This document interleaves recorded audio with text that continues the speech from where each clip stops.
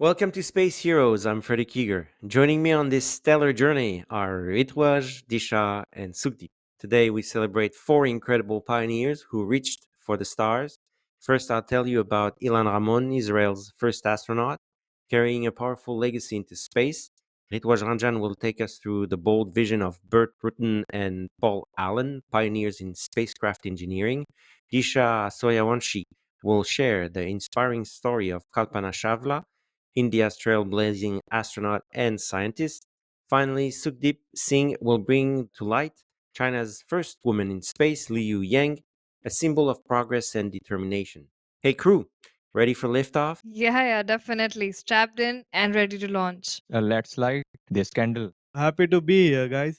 Though, fair warning, if this ride shakes, I didn't bring motion sickness pills. Thanks for the warning, Ritwaj. I think Disha brought some bags with her in case of emergency, but I don't think anything will happen. In any case, stay tuned as we engage our time ship's warp engine to travel through time, sharing the stories of pioneers, reaching for the stars, where heroes become legends and the cosmos feels like home.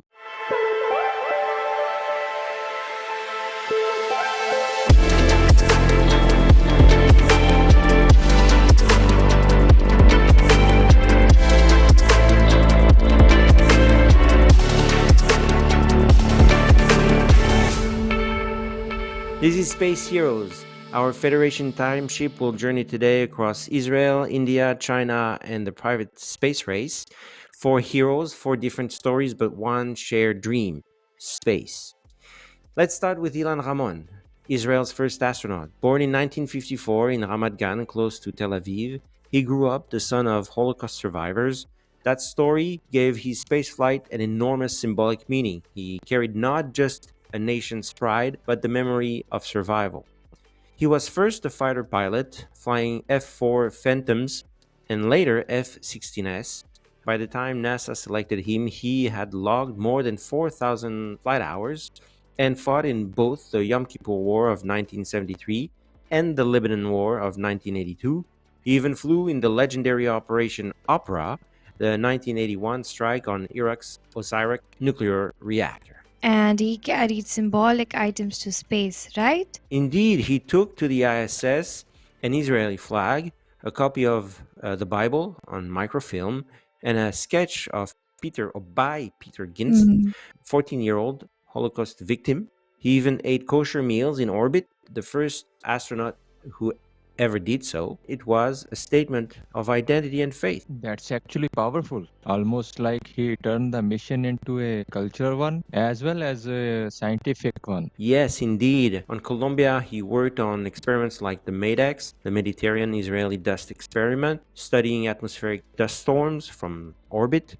Tragically, when Colombia broke apart during re-entry in 2003, Ramon and six crewmates were lost. They were just 16 minutes away from landing. Today, his name lives on in Ilan Ramon Airport in Eilat, memorial schools, and even the Ilan Ramon Youth Physics Center. For Israelis, he remains more than an astronaut. He's a national hero who carried memory into space. Thank you for an insightful story about Yal Rahman. Now, imagine if I told you that two men basically changed spaceflight forever in the early 2000s. Burt Rutan, the aircraft designer, and Paul Allen, Microsoft co founder. Together, they built Spaceship One, which in 2004 became the first privately funded spacecraft to cross the Kármán line, that's 100 kilometers up. And that was groundbreaking back then, right? Yeah, absolutely. Until then, space was government territory. Rutan and Allen proved that private individuals could reach orbit too. They even won the $10 million Ansari X Prize. But the real prize? Changing how the world saw spaceflight. So, without them, maybe no SpaceX tourist flights today? Yeah, exactly. They kicked the door open. They were the punk rockers of aerospace, shaking up an old system. It's funny though, Alan was a billionaire, but his motivation wasn't money. It was the dream. Yeah, right. They weren't just after the prize. They wanted to prove space belonged to dreamers, not just governments. Now, let's come closer to home. with Kalpana Chawla. She was born in Karnal, India in 1962.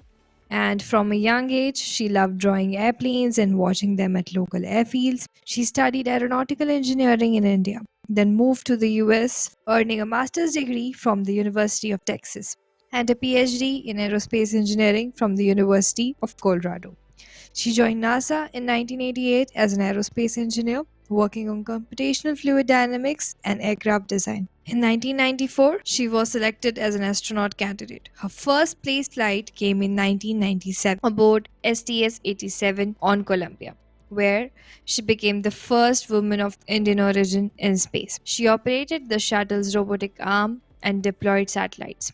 In 2003, she returned on STS-107, Columbia's science dedicated mission, more than 80 experiments in microgravity, from combustion science to human physiology.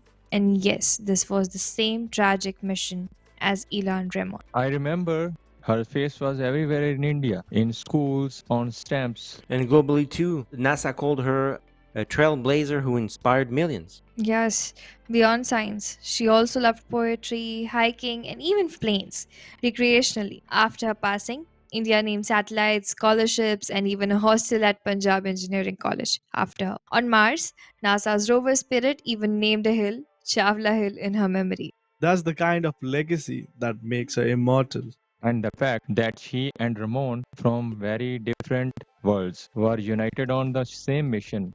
It's haunting, but also symbolic. And now from India to China, Lui Yang, China's first woman astronaut. She joined the Air Force in 1997, became a pilot, and logged over 1600 flight hours. By 2010, she was selected as an astronaut. In 2012, she flew on board Shenzhou 9, becoming China's first woman in space.